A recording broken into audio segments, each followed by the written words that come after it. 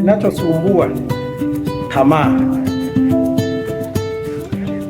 yaani anajikuta kipindi kile anatafutana na yule mume wake, alivyokuwa anahisi maisha aliyokuwa anahisi wataenda kuyaishi inakuwa tofauti.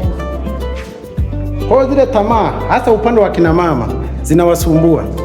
Anashindwa kujua yule mume wake aliye naye kwa kile kidogo anachomwezesha au kile kikubwa anachomwezesha ndicho haki yake sahihi, kwa sababu mama mwenzie labda amesuka nywele, lakini haangalii zile nywele amezipata kwa sababu ipi, mume wake ana uwezo upi. Sasa hawa akina mama, upendo umekuja kupungua pale anapokuja kukutana na matokeo tofauti na alichokuwa anategemea.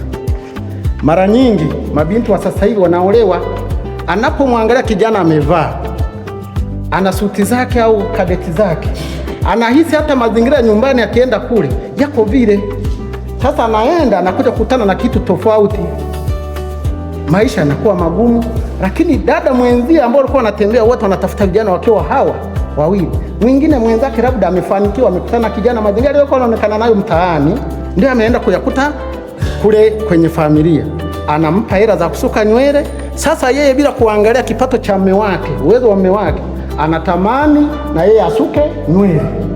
Sasa kwa sababu vijana wa sasa hivi imetokea mchepuko, imekuwa nyingi, sasa anaanza kusumbua familia nyingine, anaanza kutafuta ushemeji ili na yeye asuke nini, nywele.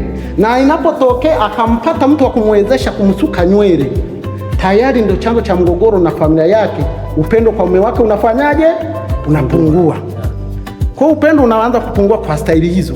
Ina maana tamaa, hatuwezi kusema kwamba mtu usiwe na tamaa, lakini sasa tamaa, kuna tamaa nzuri na tamaa mbaya. Kwa wakina mama sasa hivi wamekuwa na tamaa mbaya, ambayo inamfanya mwanaume kumlazimisha afanye kitu ambacho hana uwezo nacho.